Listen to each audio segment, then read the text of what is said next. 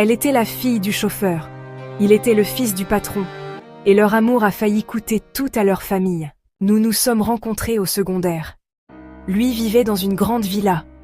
Moi j'habitais dans l'appartement réservé aux employés de son père. Nous n'étions pas du même monde, mais le cœur ne connaît pas les classes sociales. Nous nous voyions en cachette, des regards volés, des sourires cachés, un amour innocent qui grandissait en silence. Jusqu'au jour où une ménagère nous a surpris ensemble. Sa mère a tout appris. Et sa réaction a été brutale. La fille du chauffeur n'était pas digne de son fils. Elle a viré mon père sur le champ. Du jour au lendemain, ma famille s'est retrouvée à la rue. Nous avons quitté la ville pour la campagne. Mes parents sont devenus boulangers pour survivre. Et malgré leur misère, ils m'ont renvoyé en ville pour que je puisse continuer mes études. Ils ont tout sacrifié pour mon avenir. Lui, de son côté, ne m'a jamais oublié. Il me cherchait partout. Moi, je pensais à lui chaque jour, mais la menace de sa mère résonnait encore dans ma tête. J'avais peur. Pour moi. Pour mes parents. Un jour, lors d'un voyage scolaire, je l'ai aperçu au loin. Il a couru vers moi les yeux brillants. Il s'est excusé.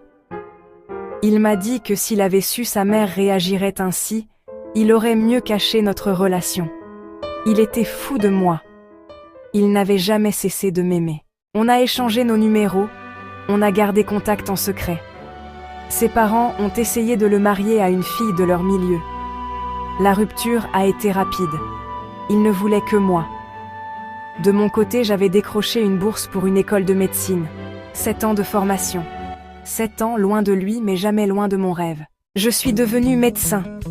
Lui, ingénieur en informatique. Mon premier stage se trouvait dans leur ville. J'avais peu d'argent. J'ai osé frapper à la porte de sa mère pour demander de l'aide. Elle a refusé sans hésiter. La fille du chauffeur n'avait toujours pas sa place. Lui n'a pas hésité une seule seconde. Il a quitté la maison familiale. Il a loué un appartement pour qu'on puisse vivre ensemble. Il avait tout laissé derrière lui pour moi. Quelques mois plus tard, le destin nous a frappés. Il est tombé gravement malade. Ses reins lâchaient. Il lui fallait une greffe. Sa famille, riche et puissante, n'a rien fait. Pas un geste, pas un sacrifice. C'est moi qui lui ai donné mon rein. Moi, la fille du chauffeur. Moi, celle que sa mère jugeait indigne. J'ai ouvert mon corps pour sauver sa vie.